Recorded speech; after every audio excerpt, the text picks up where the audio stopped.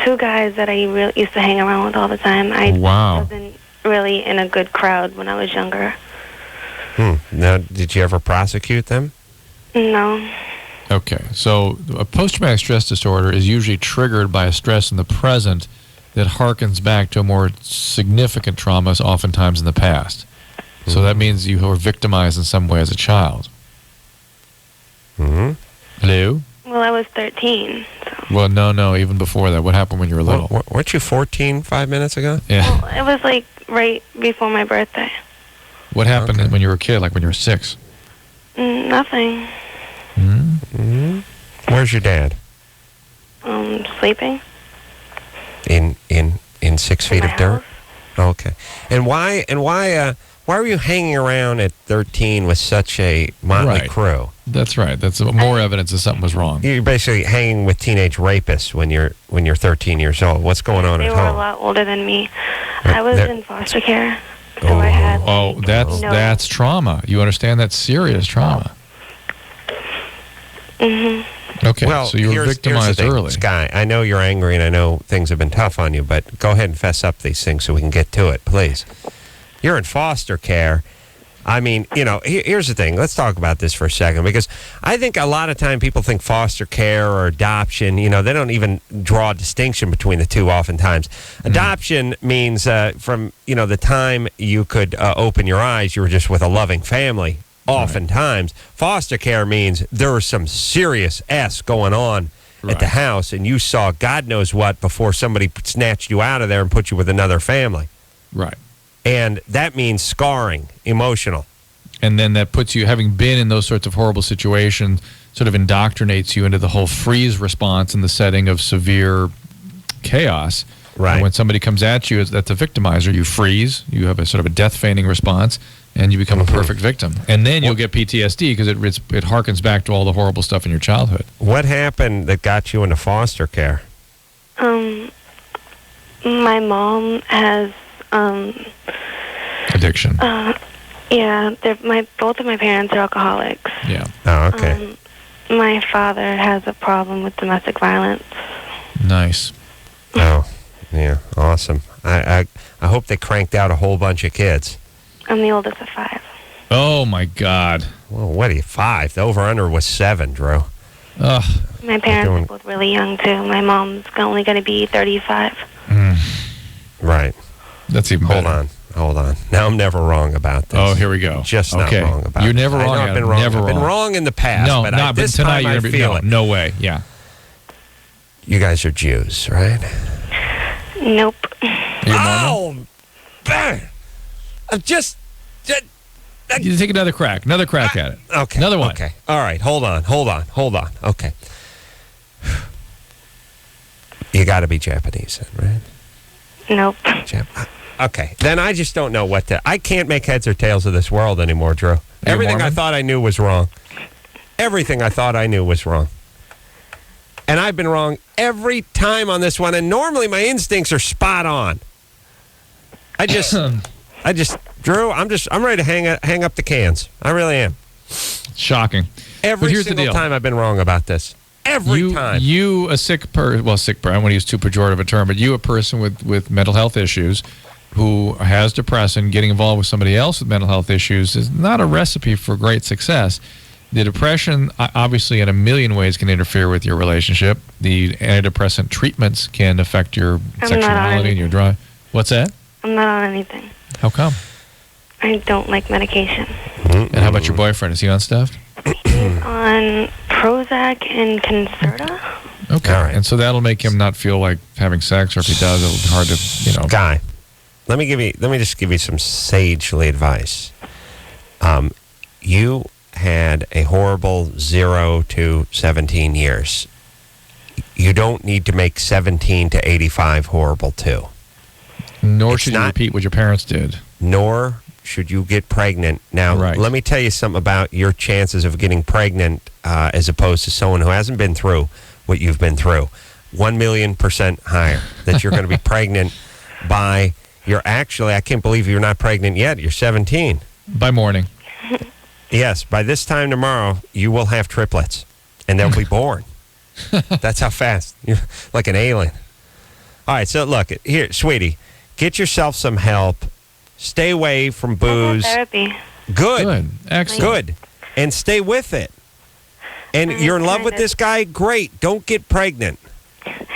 No, we decided that we weren't going to have sex until we both know that we're ready. Wow. That's fantabulous. But when you do Don't be ready till you're 28. No, I'm saying college. I don't want to be like my parents. Good. That's it. Let them don't motivate want to be like your you. parents. That's right. That's right, everybody. They're abusive. They abused you. They abused substances. Don't be like them. Why can't people, all right, Drew, let's talk about this. Yeah.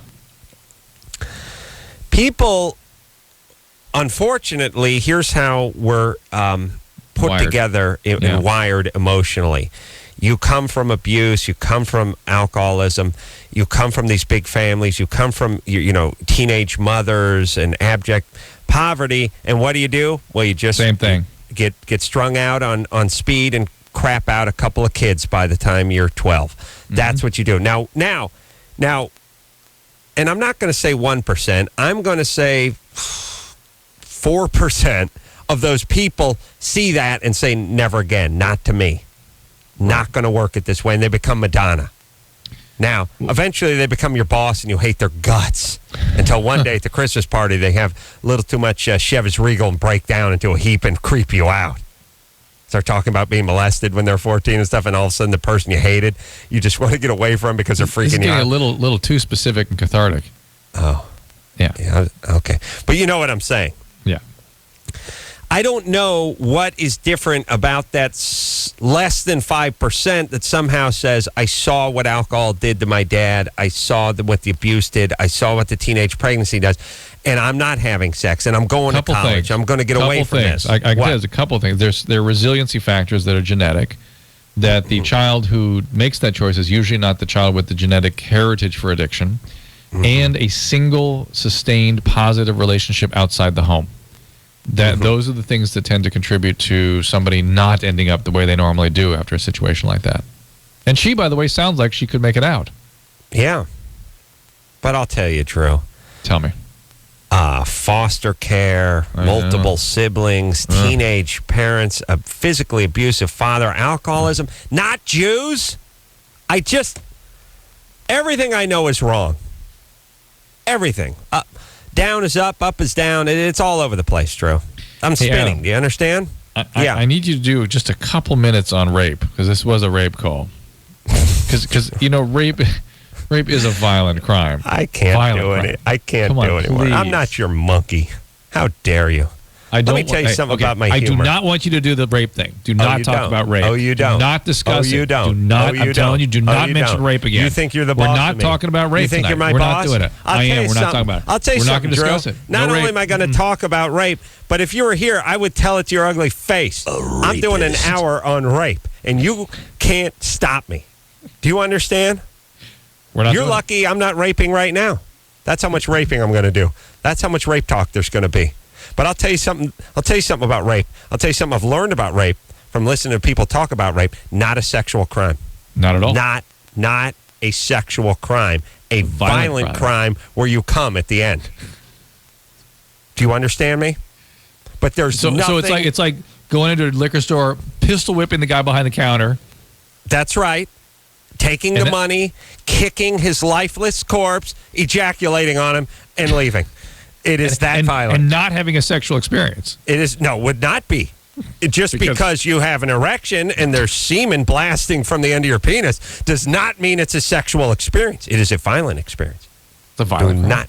It's a violent crime. It's not a sexual crime. How could I ever confuse that with a sexual crime? It's impossible. I don't know why the word sexual ever got involved with rape just because you orgasm. does not. Here's the thing. If every time I orgasmed it was sexual, I would be a rich man.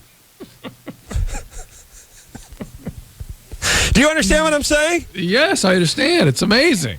Yes, it's like anything else. It's like if I was counterfeiting hundreds and orgasming simultaneously, it would be counterfeiting. It would not be a sexual crime. No. You know what I'm saying? Yes. What would be sexual about that? just because sperm is blasting out of your penis at breakneck speed does not mean it's a sexual crime. So it comes out fast from you, huh? When are people going to learn? When are they going to learn? Do you understand? Yeah, it's a violent crime. I understand. And by the way, there are no rape victims, only rape survivors. Right, of course. Right. You can be a victim. You'd be a victim of violent crime, but you cannot be a victim of a sexual crime. You'll be a survivor of a sexual crime. Well, and a sexual crime's not a sexual crime. It's a violent crime. It's just a guy busts a nut at the end. That's all. Okay. It's important that people get it right. That's all I'm saying.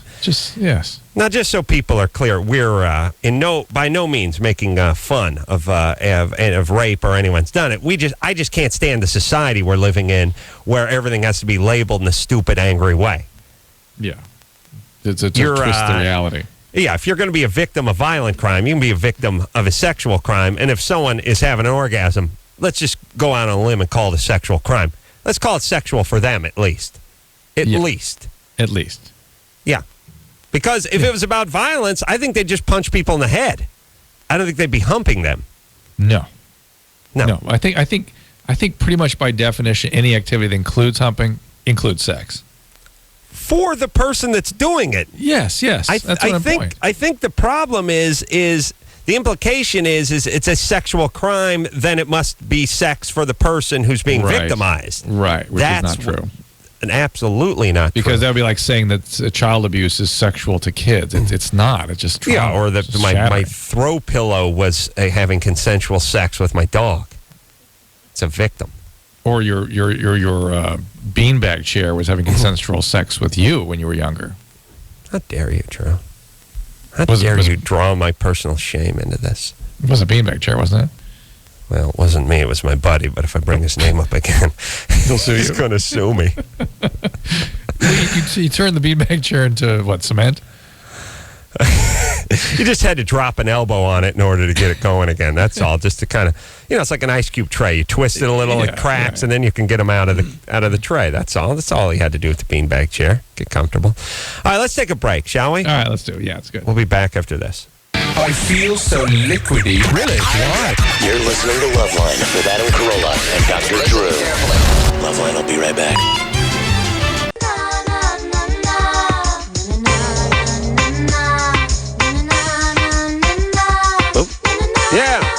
Yeah, woo, yeah. That sounds great, by the way, Adam. That sounds great.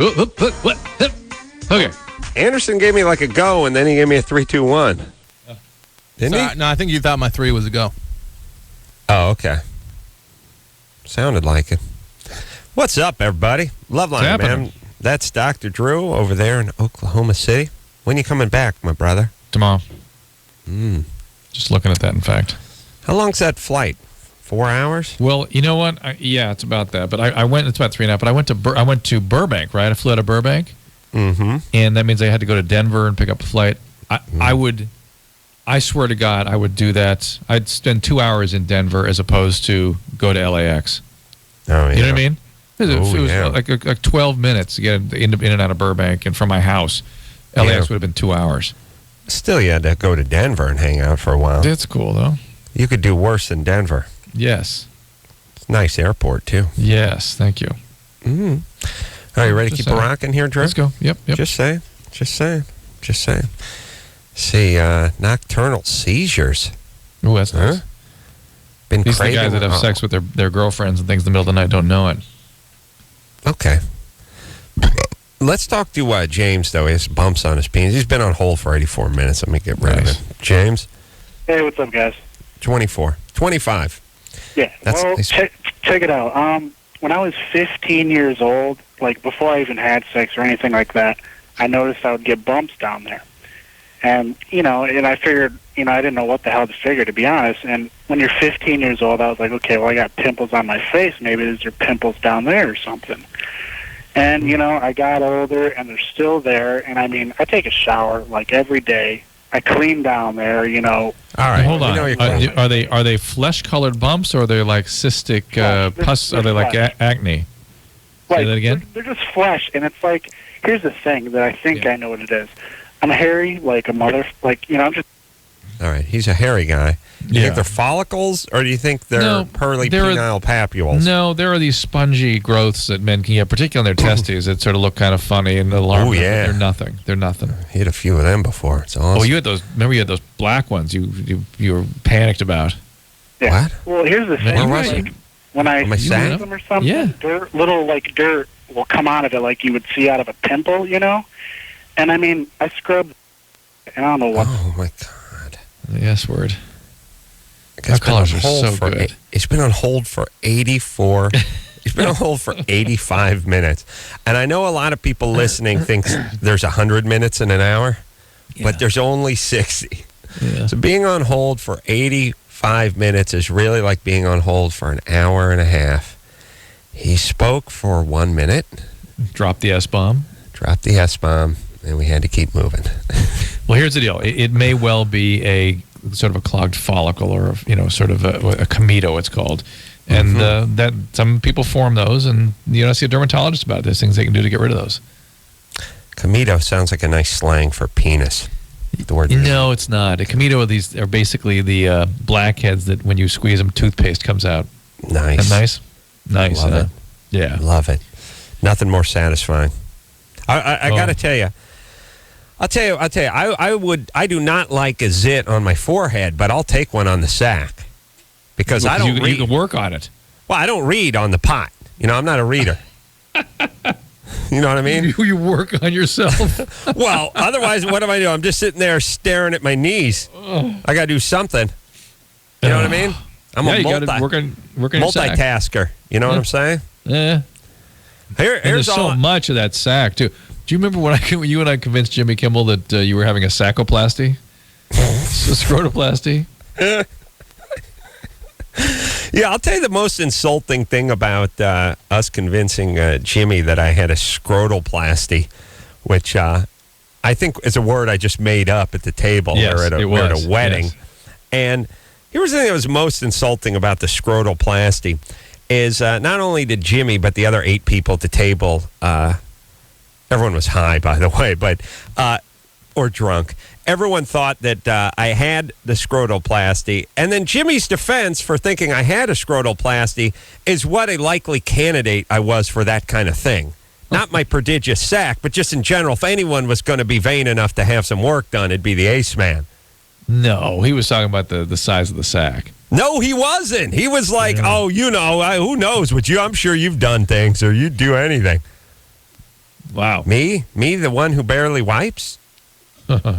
Well, barely wipes. You have the automatic toilet that wipes for you. Yeah. Best gift Jimmy ever got me. He's got a toilet that sprays water in his took-eye. It does? Am I supposed to apologize for that? Just go ahead. Follow on. When you're a man of my means, you get water shot up your ass. Well, that's how it works. The other thing is trying to use something that has been that the caveman used, the toilet paper, with the other prodigious qualities you have back there. It's like taking peanut butter out of shag carpet. Well, Drew, this coming from a man who has less hair on his body than that Vietnamese chick who got her clothes burned off by the napalm in that famous picture.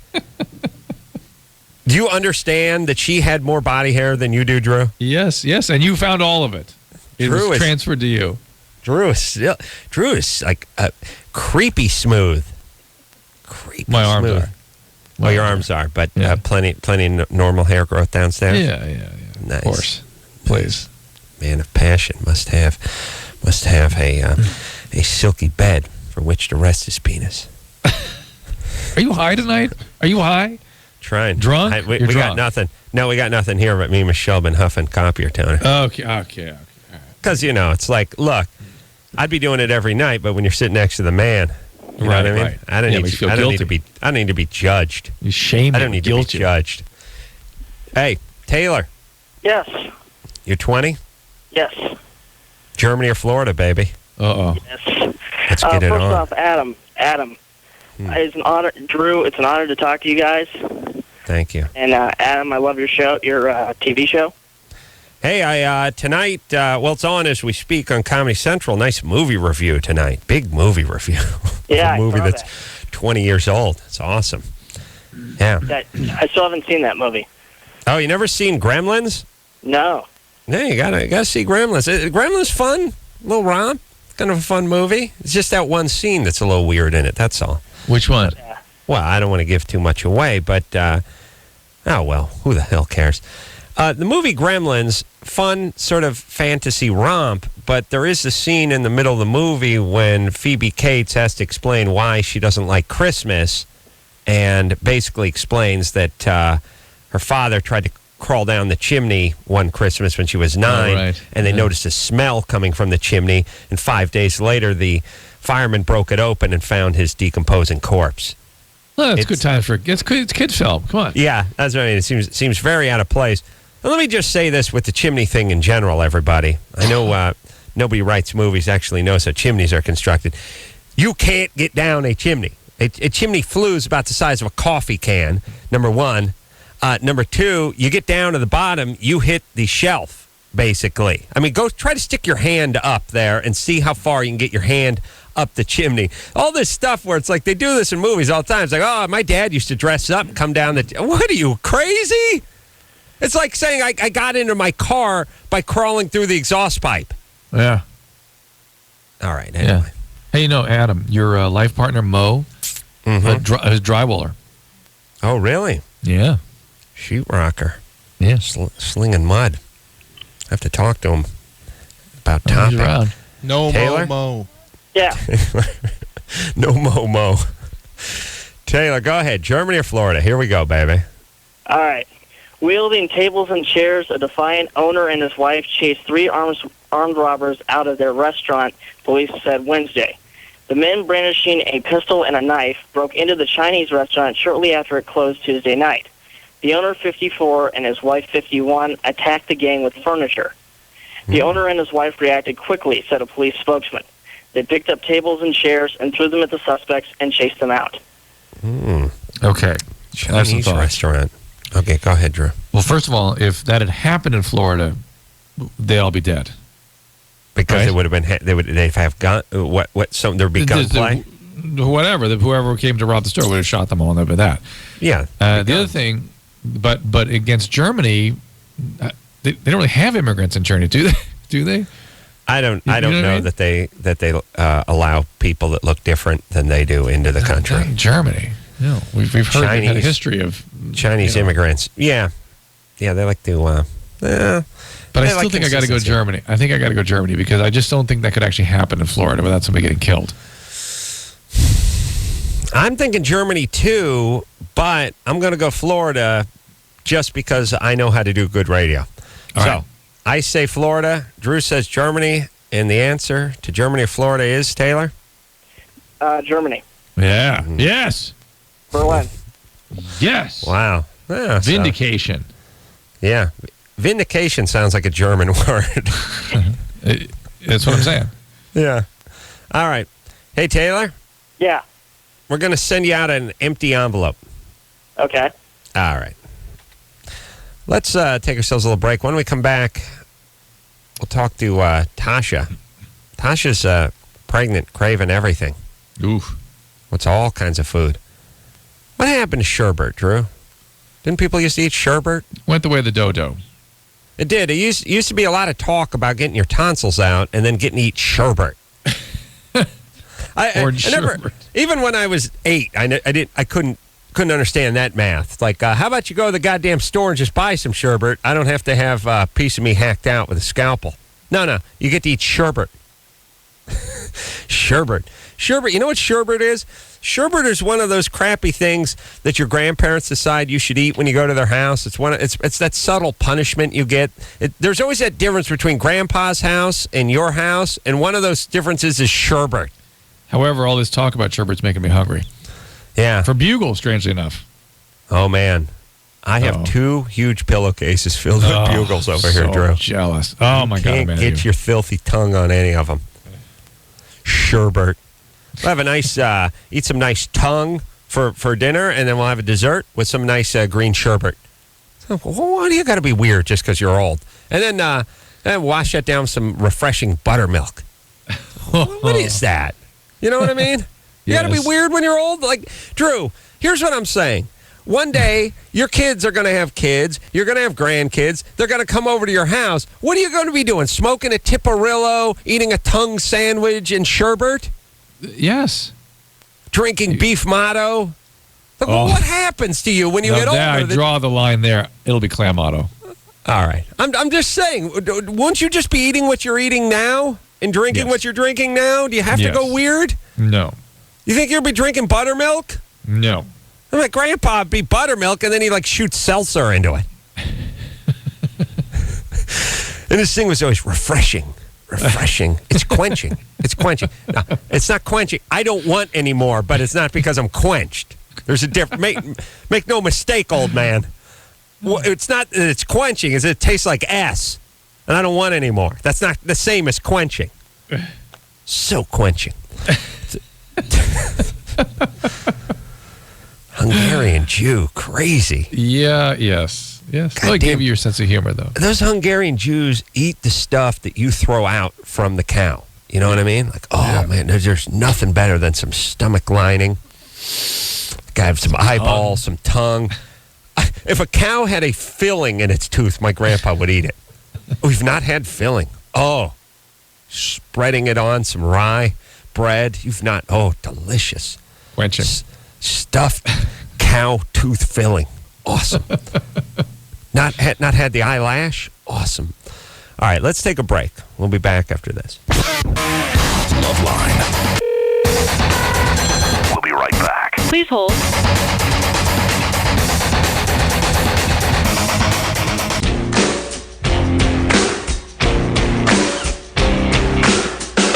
Yeah. Get it on, everybody. No choice but to get it on. Adam, I'm very excited about something. Yeah. What's that? This is the last time I have to say that the callers who get on the air tonight are over 18 get 2 tickets to see Cry Wolf, which opens on Friday. You Lie, You Die. About a group of students who establish an online murder mystery which comes to life, and the guy kills everybody. And those of you that get on the air are going to be put in a drawing that will be announced on Sunday to see Block Party at a concert wherever you like in Europe. Europe. Yeah. So we were talking about what my crazy Jewish grandfather, who's not related to me, by the way, for those who think I'm Jewish, step-grandfather. Oh, yeah, the Corollas were doing it a long time ago. You dysfunctional families think, you guys think you pioneered this dysfunctional family crap? Hell no. We've been doing it for about 80 years, maybe over that. But engineeress Michelle was just explaining to me how her uncle used to cook a whole cow's head. Ooh. Boil the cow's head. Eat the brains out of it? Brains, eyes, everything. Eesh. And I thought, the Jews and the Mexicans, boy, they could really have a competition about what part of the cow they would eat. It would just get down to hooves and fur and eventually just fecal matter. And it'd be like, name that tune, like, I'll eat that cow and and just keep going. Yeah. Yeah, it'd be awesome. I'll eat the cud out of its stomach, out of its seventh stomach. All right, where are we, Drew? Let's talk to, it's Tasha. I guess I said Tasha before. Did it get changed, or did I screw that up? Actually, no, you just pronounced it wrong. It's Tasher. But earlier before, when we went to break, I said Tasha. Right? Yeah. Don't belabor it. Let's keep going. All right, but did the phone screeners change it, or did I just screw it up? That's all I'm saying. I don't know. The phone screener had a hard time saying it, too. All right. Here we go. That's a horrible name. Breaking it down. Ahead. What would you say? I said it's a horrible name. Oh, well, thank you. I'm so glad you like it. Tasher. Doesn't everyone call it Tasher? Does what? What is it, Tasher or Tasher? It's Tasher. Oh, okay. All right. Do people call you Tasher? All the time. It's very, very unusual for somebody to actually pronounce it correctly. Okay, we're about out of time now. There we go. Do you always correct them? Adam, do not take calls. All the time? time? Not to talk to our callers. Do not take any more calls. No, I'm not talking to her. She said they always mispronounce it, and she has to correct people all the time. And I just can't stand that human being. I can't stand it. Can't stand it. All right. I get Just that. got back from Iraq. You did? Yeah. Jessica? Yeah? Just got back from Iraq? A couple months ago, actually almost a year ago. I just got out of the military. Uh-huh. Mm-hmm. What'd you do over there? Well, I was a mechanic, but for about 8 months, I was a gunner. Wow. Yeah. On what were you gunner on? I was a Humvee gunner. Wow. Crazy. Ooh. Yeah, I was. Diesel dyke. Anything weird? Go ahead. I mean, how was it? Hot. Yeah. Wow. Are you lesbian? Oh, no, I'm not. Wow, a mechanic, and then went to ball turret gunner on a Hummer in Iraq. I mean, holy Christ, woman! All right, so what's up? Well, ever since I got out of the military, I've been having issues with physical touch, and my sex drive has just like plummeted. And right now I'm engaged, and I'm afraid it's going to affect our future. And I was wondering if this stuff is going to pass, or if this is what it was caused from. Are you having like a post-traumatic stress reaction? I'm not sure. All right. Well, look, I mean, you can go to your doctor, but I mean, after seeing what you've seen and being where you've been, you know what I mean? I mean, look, my dog goes to the vet. My wife's thrown off. She's not right for 2 weeks, you know? Right. You go to Iraq working as a gunner. I mean, my God, woman. You know what I'm saying? Right. You got to expect something. I know, get some help, but obviously this is connected. All right. And they must be able to contact the military or whoever your CO is or whatever and see about availing yourself of some of this help. There you go. Let's take a break, shall we, Drew? Yes, sir. We'll be back after this. All right, guys, here's the deal. Dateline. You looking to hook up, sick of wasting time with the wrong person? Dateline. One call's all you need to make. Call the Dateline. 877-889-DATE. Call the Dateline. LoveLine will be right back. LoveLine will be right back.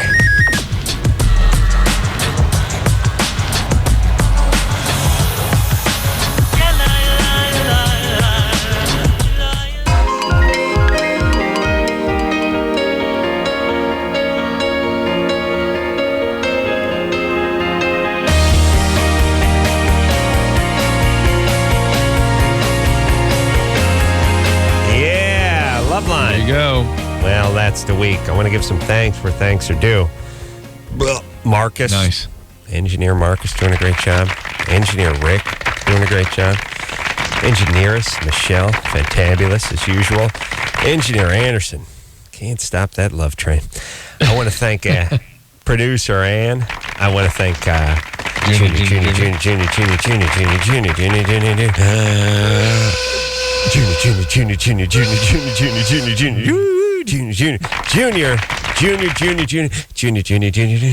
Junior producer Lauren for doing a fantastic job. Gonna give up the ghost for Tori Amos to do some work on the inland invasion on Saturday. God. I'm talking about that's a catastrophe for her. That's employee of the month status right of the there. decade. What are you talking about? Yeah. And who else? Patricia. Nice job on the phones, baby doll. So, until next time, this is Adam Carolla for Dr. Drew saying mahalo. Where's your dad? Sleeping. In 6 feet of dirt? This has been LoveLine. The opinions expressed on this show are not necessarily those of the staff, management, sponsors, or this station. The producer for LoveLine is Ann Ingold. LoveLine is a presentation of Westwood One Entertainment.